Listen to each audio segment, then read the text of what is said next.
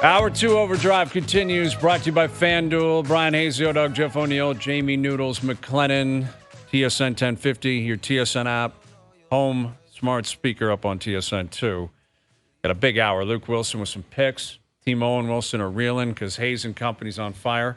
They're a big pick last night and a big win last night. And Mike Johnson will join us here in a moment. And I guess, teams are doing their day one of camp kind of headshots. And a lot of people were buzzing online today that there's Sidney Crosby. He's got gray hairs in his kind of team photo. Sid the Kid? Sid the Kid is he has not been a kid for at least a decade, right? Like, it was a great handle, Sid the Kid. Mario was still around. Everyone loved him. Everyone knew that he was coming since he was like 12 or 13. Ovi looks like he's 60. Ovi legit could pass as 55 minimum. He's had gray hair since he was 25. Yes. But where's Ovi, the gray hair and Sid? It's on the sides. You can't really see it from there because you got to zoom in. He needs to go Jimmy Benning then. He needs a little fresh wild? dip. Wouldn't that be wild if Sid the Kid went Jimmy Benning on a dip? That would be something else. Like if you walked on like for the bus for a road trip or the plane and you just went Jimmy Benning full paint. Oh, there's a couple little grays. Yeah. I think that's just the lighting. That's fine. Listen, man, welcome to the club. Like You have gray hairs at all? Yes, absolutely. I'm 40. Just go Jimmy Benning until you retire. Just take it to the paint shop and go up and down and get it like a full thick dip. I miss that hair so much. It offered such great material. Yes, the Jim Benning. Remember we saw him in Buffalo and we were like, whoa, look at that guy's hair, man. It is mint. Was he walking through the lobby of the hotel? We're like, holy smokes, glorious. that's it was a gorgeous floor. Yeah. He's got great hair. He does. But you could just tell when he came out of the custom Pimp My Hair shop. He gave it a once-over. Pimp My Hair. That's a great like the possible spray show. paint. MTV. Where's Exhibit? Get Exhibit to host. Do you remember that Hair. show where you brought the garbage car in? Yes. You're like, put a couch in that thing. Look at Jimmy's. That's a great head of hair. Yes, it is. Was. It's a phenomenal hair talent. But yeah, Pimp My Ride, Pimp My Hair. There's a lot of possible material there. But listen, Sid's not a young man. And Pittsburgh's going to be an interesting case study this year because they sure are. I think they're better today than they were at the end of last year. And I don't want to see Sid. I don't want to see Ovechkin missing the playoffs. They both missed last year for the first time, I believe, since their rookie season. Combined, they were both missing. You want them in there. Yeah, you want them in there. It's good for the game. You want the opportunity to see some sort of glory at the. I don't think either guys are going to win another cup. I don't think Washington makes the playoffs. I don't. I think they're further behind Pitt, and I think even if Pittsburgh gets in, I don't believe they're going to win a Stanley Cup or even get to a Cup final. Pitt got better this summer. They did. I don't think Wash is as bad as you think. Really? Well, they were pretty bad last year. They need health, though. That's the thing. Health and maybe a save, They paid for saves. They give a lot of money for saves. Darcy Kemper signed a big deal there. Mm-hmm. Yeah. So you can get him Rocco with in. the fake eye, he's got to get in there and get cooking. Yes. And you got Tom Wilson, you got Ovechkin, you got Backstrom. You get that cooking and healthy. I don't know. I just don't think they're as bad as everyone says they're going to be. Who's the kid? I should know this off the top of my head. Came from Detroit, left-handed shot, big kid. Oh, Mantha. Yes. Anthony Mantha, yeah. That guy is always kind of I always waited for him to turn. I always thought he was going to be a really top-tier player. And it just I'm sure didn't happen. Stevie Y got a whiff of him. He just leaves you wanting more, to say the least. Well, where's Kuznetsov in all of this? I always thought he was a top-tier player. He was when they won the Stanley Cup that year. It was him and Ovi for the Conn Smythe. He's an unbelievable talent. He's had He great needs years. to resurface. I think he's had some injuries. He's had other stuff. He needs to circle back and reestablish himself. Yeah. That's what I'm saying. You get him cooking. You get all of that stuff cooking down in Wash. I don't think it's bad. The middle of the it's that bad. The middle of the ice is Backstrom, Kuznetsov, Dylan Strome. Not bad. Not bad. But a lot of guys who have had a lot of injuries. I don't know if Backstrom can skate anymore. Nick Backstrom is I don't think he's a Hall of Famer, but he's close. Like Oh, he's yeah, a he is great damn player. close. He's And you're damn right. close. If he can't skate anymore, Hayes, they're probably in some trouble because when he can skate, they're pretty good. Yeah. Yes, but again, And he's never been lightning. He's just No. got to be able to move and play. I think they're just over the hill. Like they won the cup 5 years ago. Yeah. That was a long time ago when they were Man, really, you love really. hating on teams. I don't. It's you're just a we don't. hater. No, we don't You bring up the are teams a I love. hater. I can give you 10 teams right off the top of my head that I love. 10 teams that That's I a love. lot. I don't think you love 10. I love 10 teams. I don't. We'll have And to go hate through that 20. list. Like, did you hate 22 of them? I hate 22. Make sure you get that right. I No love disrespect 10. Arizona. Hey, it's no disrespect to Arizona. Arizona Right? is probably. Ask top of Johnny your about list. Washington. I'll bet you Johnny says if things can kind of get healthy. No, and he's a smart man. Johnny doesn't think Washington will make the playoffs. I'd be shocked. Well, he if he did those comes on here and season says- previews Ask for the him, he's network. here. I guarantee you. He All right, did here's that. Mike Johnson, our TSN hockey analyst, joining us here on the Maple Toyota Hotline. Do the Washington Capitals make the playoffs? No. Thank you. You're welcome. You know what? Like, can you at least give him a chance for Christ's sake, Johnny? Like they Give got him some a good players. chance. What is this, house league? Everyone gets a shot? Why Well, would like, listen, it's go the ahead, NHL. Johnny? Any team from 26 in the league is probably, if everything fell right, could potentially make the playoffs. I mean, that's how tight the margins are. But I think they're just a little bit older. And forward depth is not quite there. Backstrom's hip's still messed up. Like, yeah, they're not quite as good. Defense is not quite as good. I like Kemper and net, but the Rangers, the Devils, the Hurricanes are all quite a bit better than they are. And then you have Pittsburgh, who I would put ahead of them as well, given everything that Pittsburgh's doing. So, and that doesn't even go without saying, that the Metro's probably not as good as the Atlantic. So, What has I would Pittsburgh say done no. besides Carlson? Am I missing something? Or was there a bunch of signings Well, that I missed? their or something? bottom six got a lot better. I think Dubas had a really good summer there. Personally, I don't know how you feel, Johnny, but I think Riley their team Smith got and deeper. Eric Carlson, and they're cup contenders again. Is that what I'm to believe, Johnny? I don't think I said they're cup contenders, though. I think I said they make the playoffs ahead of Washington. Yeah, That's right. Is what I said. That's right. But yeah, I don't have them as cup contenders either. But I think less has to go right for them than Washington, and I think their ceiling's higher than Washington. I think their best players are better than Washington's best players still are. And to put all that together, I think they should be favored to finish with more points than Washington. I don't know. Hayes could call up the lines, what they might be, what the props might be for the year, but I would guess Wash would be fifth in the Metro. Yeah, we'll look that up. See if you can find that grappler. FanDuel's probably got futures. I agree. I think what Dubas did there is he identified that you're right. He's going with that core, older, regardless of what you think of it.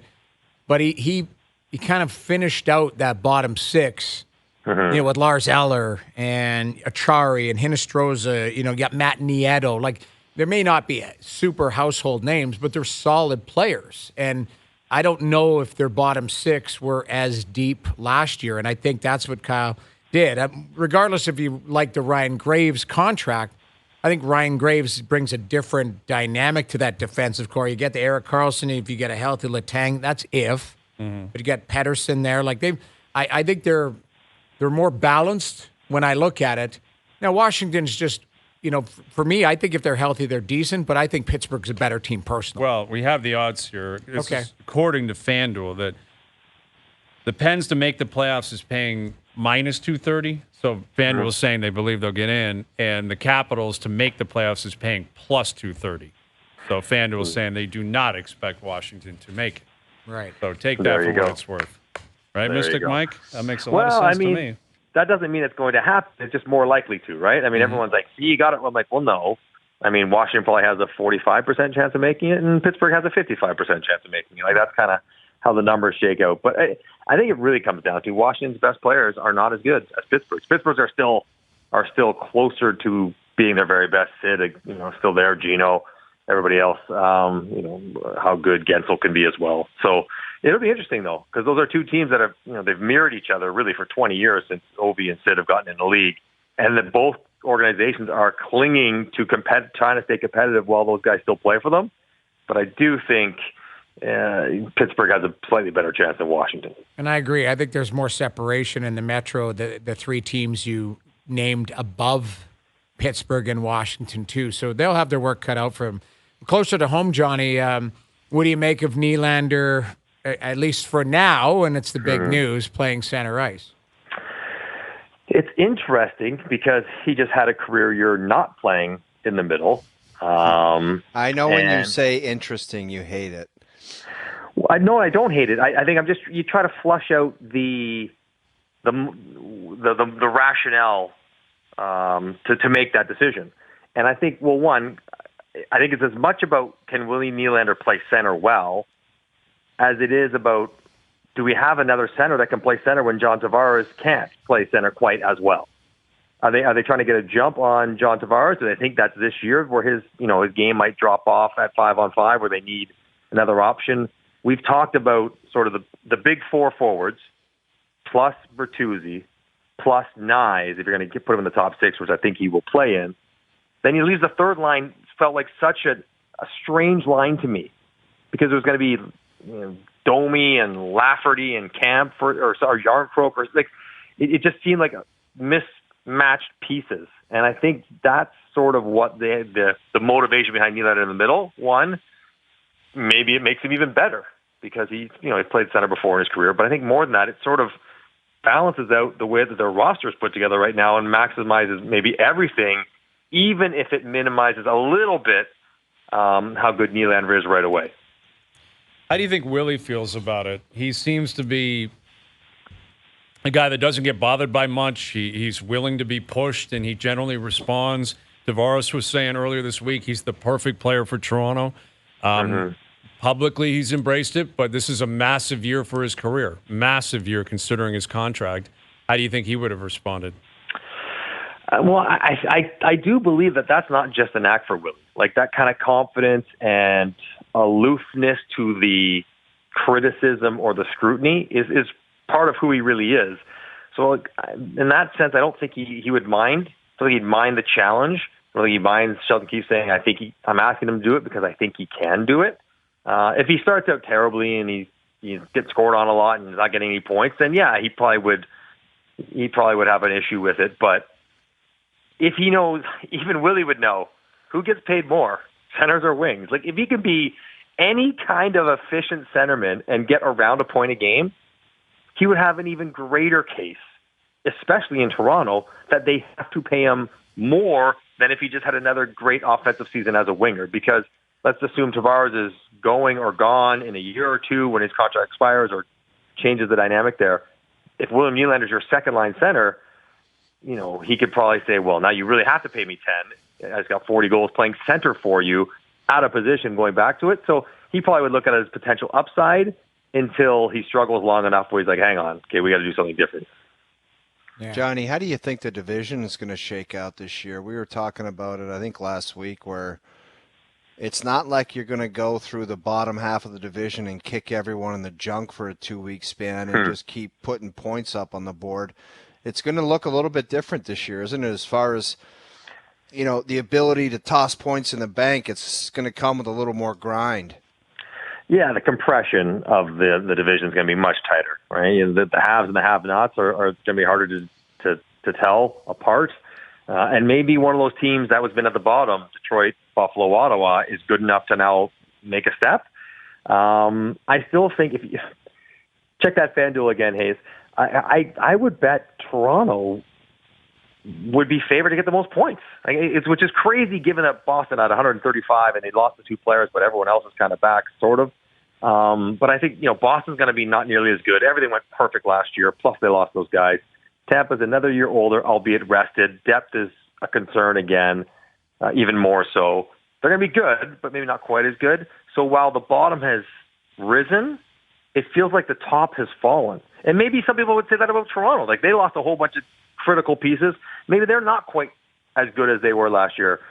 Time will tell, but it's going to be more challenging. Maybe 105 points win the division and not 110, 15, 30, because there'll be a lot more 85, 90-point teams there. But I still think Toronto is a home ice favorite, if not the favorite to win the division in the regular season.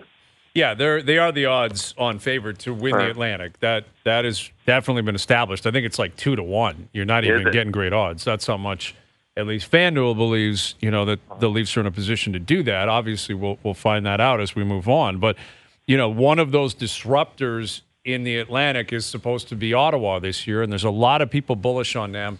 And they are feeling great up in Ottawa. They introduced their new owner today. It's a really, really cool story. I think it's great for that community. Not that there was any concern that the Sens were going to leave Ottawa, but, Michael Andlauer steps in. He's got deep pockets. He's really excited to take this team over. Hopefully they get a new rink downtown in the next decade and a half. I don't think there's any connection, though, to a new owner and the likelihood of Ottawa finally making the playoffs. Yeah, I don't think so. Probably not, but it can't hurt, right? Like if you're writing a script, this sets up beautifully for the NHL. New owner steps in, young team takes a big step, and I think that'd be a real positive for the NHL. For sure. But I mean, I don't know if I've played on, goodness, in Arizona. I think I had 3 owners in 7 years. So nobody knows who the owner is. It doesn't really matter as long as the check's clear, right? So it does not you're motivated by the owner. He's the guy upstairs who owns the team. But I do think Ottawa has a lot to be excited about. But you know what? We said that last year. And I'm not saying they're not better this year, but remember DeBrincat, he stole the summer. It was all rosy in Ottawa, and they were out of it again by November 15th. So they've been here before. Now they're more mature. I do think they're deeper. Their roster's pretty good. If they get good health, middle to slightly above average goaltending, and maybe just a little bit more commitment to team defense, they will be good enough to make the playoffs. So, this has got to be the year, though, because every guy there, as we know, has gotten paid, right? They've all gotten lots of success individually. They've all got big, long contracts. They're set for life. What they haven't done is won at all. So chasing points, goals, whatever, is useless to them. They're all signed for the next decade. So now it's just about trying to win. And if they get to the spot November 15th where they haven't, there's a new coach. I don't think they're waiting this year out if they don't get off to a good start. Well, the one thing I believe the owner could bring, you're right, as players, you don't really care, but you care if there's more resources, like a little bit different type of things involved. It sounds like, Andlauer's brought in, he wants to add an analytics team, all of that. And that's, again, General Manager Pierre Dorian, he might have given him a different marching orders going, you can build out your front office, you can do this. I feel in the last couple of years, there were a lot of things that were probably, under wraps, or you couldn't grow your team because the team was in flux. It was in being sold, or, Eugene Melnyk passes away. So there's probably not things where you can build out your team because you were trying to sell it. So I think Andlauer comes in and he adds, pieces in the front office that add to the resources of your group. Kyle Dubas, when he got hired here, that's the first thing. He started building an analytics team, building things out, because he didn't, there's no salary cap off the ice. And I think that's what Andlauer can bring to that Ottawa front office is he can build out and place the people that he wants in there and also identify, from the previous team who he wants to keep. Yeah, but some of that takes a little, you're right. And Ottawa had probably the thinnest front office in the league. They're a quarter of the size of a normal front office. So that'll all help. But some of those play positions take a little time to sort of translate onto the ice. Yeah. Pro scouting or analytics or whatever it might be, player development. It takes a little time for that to result in points or goals. But what's funny, I hear you talk about how you can make the team better, and I'm thinking if I played for Ottawa right now, and I don't even know, I don't think I've never flown on the charter, but how the players would notice little touches, better plane. Better hotels, chefs at the rink in the morning and at lunch to make you dinner and send you home with food. Little touches like that. Maybe, treat the family a little bit more, support off the ice. That's the stuff the players would notice right away, and maybe that makes them feel a bit better about themselves. Mm-hmm. Don't know how much it matters on the ice, but those are the kind of changes new owners could manifest right away. Yeah, that feels like help on July 1st. Yep. Right, that's July 1st help. It's not, well, obviously these players can benefit from that, But the idea of bringing in a prospective free agent and saying, this is what our owner is willing to supply. We have state-of-the-art this. We have state-of-the-art that. We have, because by all accounts, many teams, the higher-end teams in terms of value, supply that. Like Toronto has a reputation of basically being A-class, like 5-star across the board. Best of the best across the board. And their players, like, they can't complain about anything in terms of treatment because it's always available to them. Right. And that can't hurt. Like, I don't know if Van Lauer is going to have an appetite for signing bonuses on July 1st because I think that really helps. Like, that's the thing that can really push something across the finish line. Absolutely. If you can walk to the mailbox on every July 1st and pick up a check, it helps. For sure. And I guess Stutzle, I think it was Stutzle was speaking this week about contracts, right? And how all their guys that are signed long-term are $8-9 million and how tough it is to win if you have guys making 10 or 11. Yeah. Some people in Toronto are like, that's an interesting comment. But he's right. What? He's right. Timmy's not shy with the opinions, eh? No, he's not. If you don't want to be here, good luck and get out the door. And we can't win with 10, but you can win with 8. And he might not be wrong, but he's only 21, but not afraid to pop off a little bit. Because I wonder if he even naively doesn't even know that might offend somebody, or maybe he does know and he just doesn't care. Either way, I love it if I'm an Ottawa fan, player, or whatever. But he's not shy with the opinions. No, he's right on that one, though. He's got that. We forget, like he's German. Like he's got that Draisaitl, kind of like sharpness. Like exactly. Sharp just very comment. sharp comment. Not, and hey, I'm not worried about it. And the kid's a player. Like that's the thing. I'm really excited to see what his ceiling is as a player. He took a big step last year, and what do you follow it up with? That's really, do you get to 100 at, you had 90 points? Do you get to 100 or you stay at 90 and take a step back at 85? Like, let's see what he's got this year, too. Sure. Yeah. He's very, very good. I mean, it would not surprise me if he gets 100 points at all. Yeah. The only thing I'm concerned about is that Tkachuk, Giroux, Stutzle line was so good last year. Like, everything went. Can Claude Giroux get 85 points, whatever he had again? 82?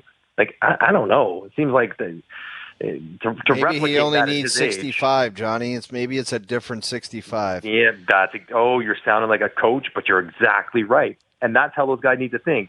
Timmy, don't worry about 100. Get to 80, but way better away from the puck. That's where you want to head. That's exactly it.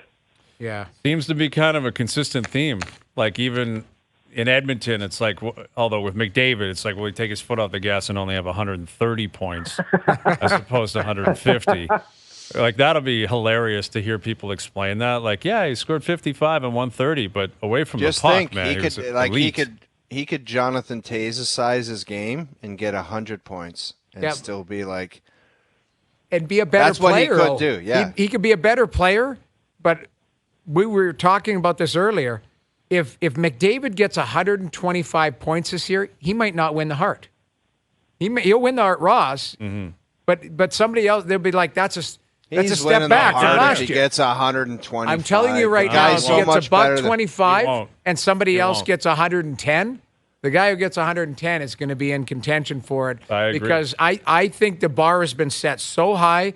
We talk about it all the time, the fatigue. LeBron could have won it, 9 years in a row? They're not getting fatigue with this guy. I understand that. I'll bet you $10,000 each. 125 he wins. I'll take the field. Johnny, weigh in on that. Field. If he gets 125, somebody else gets 105. No, he's going to win because he's already acknowledged. Thank you. Wait a minute. But if he gets 125 and he gets 50 goals and 75 assists, and Nate McKinnon gets 52 goals and 70 assists at 122, I could see that happening. Yes, I could see that sort of, that LeBron James thing, like voters convincing themselves, well, give it to somebody else. That guy had an incredible year. David wasn't as good as he's been before, so he's still the best. I could see voters trying to talk themselves into that, even though it's probably not accurate. But if it's tight, I could see them wanting to go somewhere else just because you start looking. I was doing some show, whatever, last week, and the number of Art Rosses he's won, the number of Hearts he's won, like he's approaching. It's Gretz, it's Lemieux, it's like the all-time Art Ross numbers of anybody ever. So I could see the appetite to switch it up, which is maybe ridiculous, but it's out there for media when they do these things. I wouldn't put it past the field. When in doubt, take the field. And I'm precisely hang on. So at as that of spot. today, you're taking the field over McDavid for the Hart. Yes. This guy's had hot burning garbage coming out of his mouth all like from 401. I'm taking the field. McDavid What about won it. the Art Ross? No, I'm not. That's not silly. No, the Art Ross. Of course, he's going to win the Art that'd be Ross. See, okay. Who won the Art Ross when he's injured Matthews and all. won the MVP? Pretty sure it was McDavid. It didn't was. he? This guy doesn't know what he's does it matter? talking about, Johnny. Who One won day the he says MVP 2 years ago? This Who won guy, it 2 years one ago? day he says McDavid is the best player on earth by a country mile. That's not what we're and then talking the next about. day he says, I don't know if it's good enough. That's not what we're 125 talking points. about. That's The guy's insane. No, He's insane, Johnny. There's no context to just 125. As Johnny just stated, if someone scores 55 and has 122, then guess what? 125 isn't like phenomenal to the point where you just say, oh, I can't accept 122. That's a 3-point difference. If he's at 125 and the second guy's at 94, then fine. But 125 in a scorer's era where a lot of guys had 100-plus points last year, a lot of guys had 50-plus goals, 125 will be looked at as a step back, and I'm talking about voting history. Right. Not about change. He doesn't lose his belt as the best player in the world with 125, but I don't think he'll win the Hart. I think someone else will get a story cooking, and someone else will pass him. Right. That's what I anticipate. He's not going to win the Hart every single year of his career. Not going to happen. He's going to win a lot of them, I'll tell you that. I'm not disputing that. He already has. My whole comment was getting 125 and have an amazing season might be viewed as a step back based on his season It is last statistically. year. It will Statistically, be. but he Like might be a daunting. better player at 125 points. What Johnny's talking about, well-rounded, doing all the right. details. Get that narrative going. That's my narrative. There's your And the narrative. other part of it, Hayes, Edmonton's going to be really good this year. Yes. That's the thing, right? So, if he's around the lead in scoring and his team's top 3 team in the league, which they might be, yeah, I like O's case. I'm with O on this one. Okay. I'm not with O on Washington, but I'm with O on this one. Yeah, there you go. You guys came together in the end. How about that? 2 buddies, 2 pals. All right, Johnny. Thanks, buddy. Enjoy the weekend. We'll do it again soon. All right, guys. Have a great weekend. Mike Johnson, our TSN hockey analyst, joining us here on the Maple Toyota Hotline. Build your next dream Toyota at Maple Toyota and check out Maple Toyota's pre-inventory arriving daily. It's time to Toyota. Visit mapletoyota.com. All right, week 3 picks. Timo and Wilson. They will have the 1 o'clock game and the Sunday nighter. I will have the 4 o'clock window. We're going to get to those. We'll catch up with Luke at his take on how good the Niners looked last night, among other things throughout the NFL. James Duthie still to come. Dear Hazy B in about an hour. Overdrive continues. TSN 1050 and on the TSN app. More nights got this. We've had a million nights just like this. So let's get down to business. All right, Luke Willson will join us here in a moment. Get his take on the Niners last night. Brock Purdy, does he have a chance at an MVP pursuit? No one seems to be granting him that because Shanahan's such a great coach and McCaffrey is such a beast. The defense is so good. Don't agree with writing the guy off like that. I agree with you. Like everywhere else, it's quarterback. Right. And then Purdy wins all the time, puts up good numbers, and it's the system and the coach. No, and the fact that he's just some guy that was a 7th-round pick, and it's just like, you're not supposed to win an MVP, so we're already discarding you. Yes. And you don't have a sexy name like Mahomes or Aaron Rodgers. It's insane. It's stupid. The narrative. Exactly right, though. Right? It's preconceived notions. Brock Purdy can't be an MVP. That's embarrassing. Yeah. Why not? Only on a team like Hayes and Co. would you think something like that. You could give him $40 million because he outplayed Danny Dime. He sure did. There you Sure go. did. Al Michaels made $1 million last night. I can't stop referencing that. Al Michaels flew into the Bay Area, probably picked himself up a bottle of Camus for 80 and cash. brown liquor. Possibly brown liquor on top, and made $1 million. Made a sheet last night. Brock Purdy's going to make like $870 all year. All right. Hayes and Company, 2-0-1 in my last 3. Pretty good. Coming on. I mean, Coming on. listen, I don't want to say anything. Big spreads, tough games, lots of great competition, but in the end, I'll be victorious. Like, I know the way this is going to work. I will end up winning this season.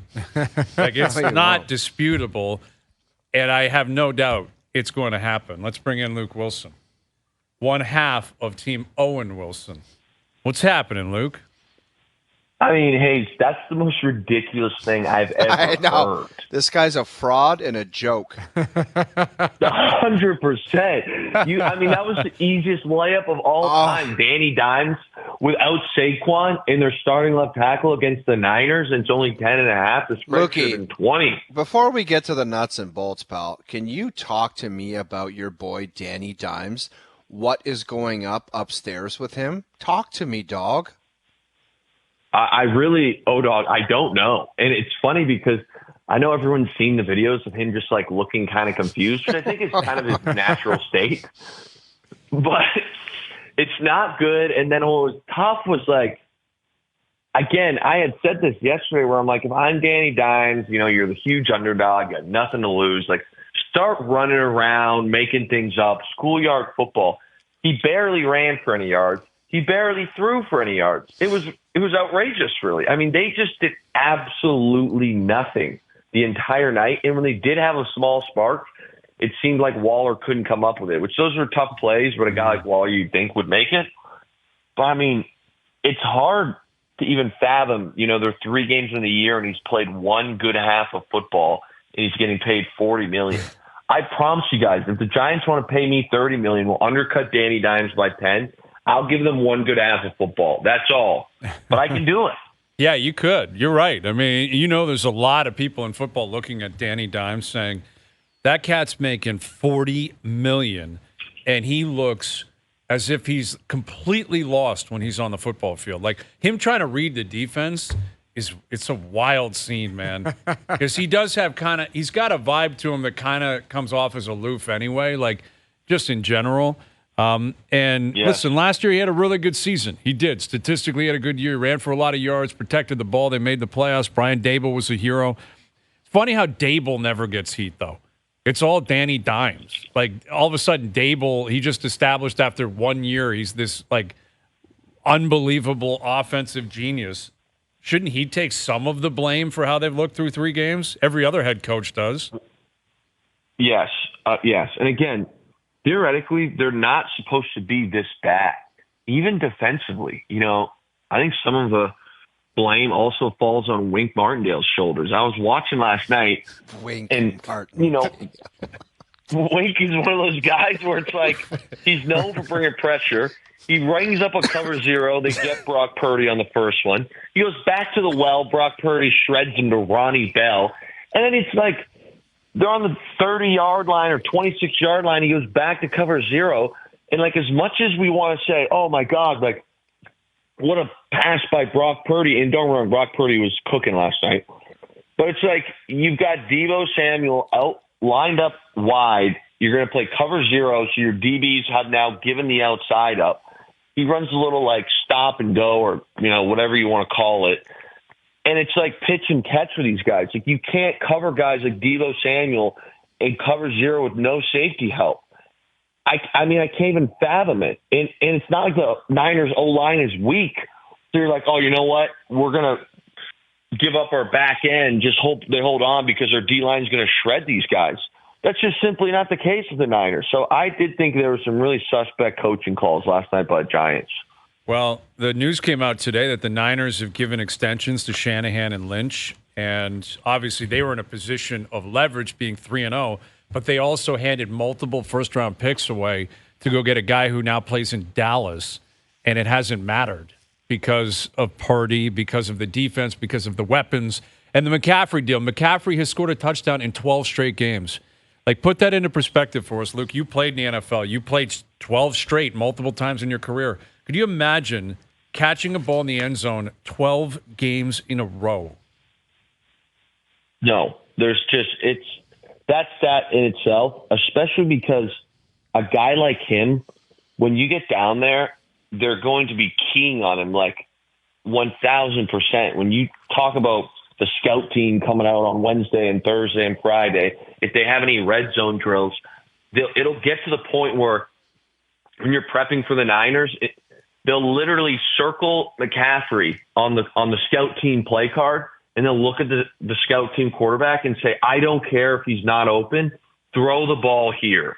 I don't care if everyone on the field is open, throw the ball here. Like, that's how much you're going to key on trying to make someone else, score these touchdowns. Obviously, they're rushed in as well. But it's like you've got to me, like what makes it more impressive, I guess what I'm saying, is it's not like the moment they get in the red zone, every single defender is going to be like, where is Christian McCaffrey at? And they're still finding ways to get this guy to score. Luke, when you're talking about prep, like when you're going through video sessions, I mean, were iPads around when you were still playing? Like, are you sent home with stuff that you have to watch at night saying, like, you better study this and know this stuff by, like, the back of your hand, or what?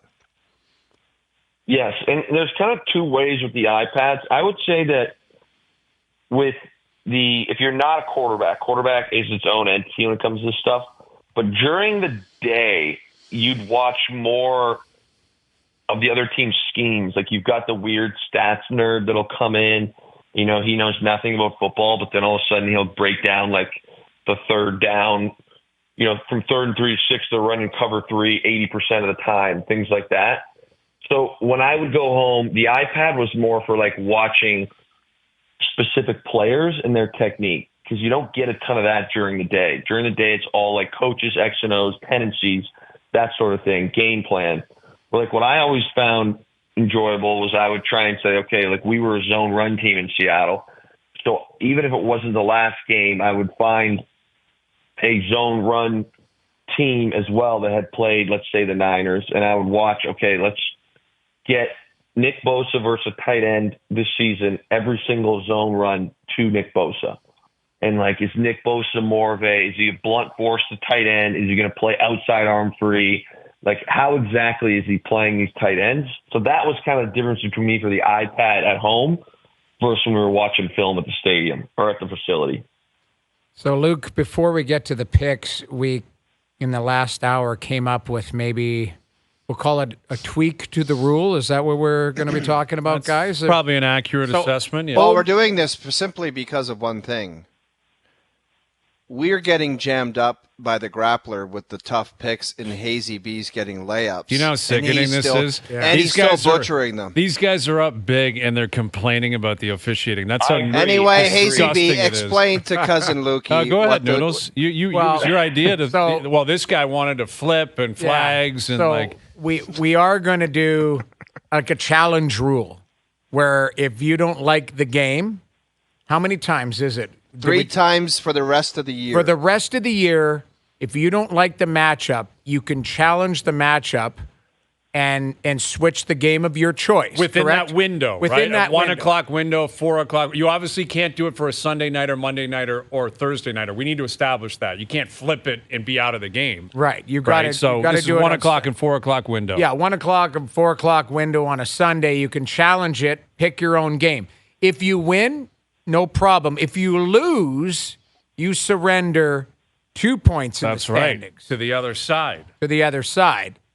So always agreed with this. I like this. Do you understand this? It's very creative. We're very creative on this show. Yes, I like this rule. It seems to me that it's a way to try and throw a lifeline to Hazy B because he's down by so much. Is that correct? Not even remotely accurate. Your boy was complaining from 4 o'clock onward. It's 5:43. He's been complaining. Well, we might since be 4. using the first one this week. No, we can't do it this week. The Board of Governors will vote officially next week. It starts next week. 4. We already established it. It starts next week. It doesn't start because you don't like this Chargers-Vikings pick. You're on the clock. You guys can pick. That's your 1 o'clock game. Vikings laying 1.5 at home against the L.A. Chargers. Who do you like and why? Oh, easy. We're going with the Vikings. Kirk Cousins. That's my boy. That's my boy. You like that? I love L.A. this week. You like that? Love them. Yeah, I hope you do. Yes. I love them. Love them. Brandon Staley's a genius. Dude, Luke, I'm just telling you one thing. I'm telling you one thing, bro. Yes. This Kirk Cousins has kicked me in the pills so many times, I can't take another one. So this is legit his last shot. You better. Don't worry. He's going to throw for 350. I'm telling you, the rookie out of USC gives these guys a new dimension offensively. You've got Jefferson. Kirk Cousins is throwing for 700 yards in the first 2 games. I mean, it's ridiculous. All they got to do is play a little bit of defense, and you're looking at a Chargers team who's already been cooked by Tua, so they've got that on film. the robot himself, Kirk Cousins, is definitely watching every single snap of that game and figuring out how to dice his team. The Vikings are at home. The Vikings are probably going to be there in contention to win the division at the end of the year, which isn't saying much, but you get what my head's at. And Brandon Staley is not the greatest head coach of all time. Easy W, Vikings all day. I'm telling you, Kirk over another 330. Chargers are 0-2. They're desperate, man. I think Herbert, he cooks that awful defense in Mini this week. I love it. I like that you're on the Vikings. I'll take the Chargers. This will be what separates you two. You'll never be back on the same page because hates Kirk Cousins, and Cousins is going to throw a pick six to lose the game on Sunday. I guarantee it. All right, 4 o'clock game. Panthers, Seahawks. Seahawks laying 5.5. This number is actually moving towards Carolina, which surprises me. But Carolina's defense has been very good. Andy Dalton is starting at quarterback, which is an upgrade over Bryce Young because Young's so young and he just hasn't played well. Right. But it's Andy Dalton. I mean, come on. Cross country, Seattle. Seattle puked away week 1. They responded last week. I think they're a good to very good team. I will lay the points. Seattle minus 5.5. All right. I agree with that. I'm not going to talk smack. However, Hayes, I'm not going to say it's locked in yet. Have you seen the Seahawks injury report? It's a bloodbath. That's why the line's going down. Who else is going down this weekend, Hayes? It's all good. You're in trouble there. No, it's all good. I know the Seahawks. We love to keep things dramatic. We'll win by 4 points. I'll call the boys today. Tell them keep it close. Hazy B's got to lose one. Okay. Oh, you better stop me because I'm getting hot, man. And once I get hot, it's trouble. Not. 2-0-1 my last 3. 2-0-1 with the most gutless 2-point conversion for a push maybe of all time. All right, Steelers, Raiders, Sunday night. Raiders at home, laying minus 2.5. Who do you like and why? Another easy one. Steelers all day. Steel Town Nation! Steel Town Nation! You think Kenny Pickett and those small hands can survive the Vegas trip? There's no chance. Carney hands. My guy, the Circus Carney, just tossing out little carny balls. Smells of cabbage. Oh, yeah. That doesn't fly in Vegas, man. You'll be off strip if you smell like that. Hey, hear me out. Okay, go ahead. All right, you look at the Steelers, their offenses look putrid. It's been a bloodbath, an abomination, whatever you want to call it. However, they played the Niners defense and Cleveland's defense, who's not in the same category as the Niners, but still one of the better defenses in this league. And it's a team that they obviously know each other. The Raiders flat out stink, in my opinion. Okay, I think that the Steelers defense, especially after last week, is really going to continue to play well. And I think that the Steelers offense will look better. And you're talking 2.5 points, easy peasy. We're going to be 2-0 on going into Monday night, and we're going to be laughing. The FaceTimes will be fired up. Hey, this is again, why don't you ever answer? You FaceTimed again last night. You didn't answer. It's because listen, I'm trying to get my kids to sleep. I had my nephews over, my sister-in-law, my brother-in-law were over at the house last night. It was just a tough situation to say, sorry, I have 2 idiots FaceTiming right now. Yeah. It's just not, it wasn't a situation where I could get out of it. But Sunday I'll answer, all right? I'll answer on Sunday. I'll give you that guarantee. All right, Luke, good luck, buddy. We'll catch you Sunday on FaceTime. Sounds good. There he is, Luke Willson. You guys are on the Vikings and the Steelers. I'm on the Seahawks. Those are your picks, Week 3 Sunday. OverDrive continues, TSN 1050 and on TSN 2. OverDrive continues, brought to you by FanDuel, bringing you everything from the opening line to the final score. We'll get to our best bets, brought to you by FanDuel later this hour, or later this afternoon anyway. Jays Rays tonight down at the Trop. Wonder what the attendance is expected to be in Tampa tonight. Well, you think more than 15,000 people are going to be there? No, I don't. I doubt it. I would guess 12.5 is the total. And 5,000 Jay fans that live down there. Yeah, there will be probably 4,000 or 5,000 Blue Jay fans, although it's kind not of like New Jersey back in the day, Noodles. Like during the regular season, they didn't draw a ton back in the Brodeur, but playoffs, let's rock this place. And they won. That's the other thing. Jersey, it was the dead puck era, whatever, trap. They'd win 2-1 every night, but it was. Man, they filled the building during the playoffs for sure. But yeah, during the regular season, it was like whoever they were playing against, the fan base was there. Like Tampa draws in the playoffs, don't they? Yeah, generally the Trop, I don't know if it's sold out for sure. Like I would think it is. I want to believe that it is. That would suck going to the playoffs like on a run and not filling the barn.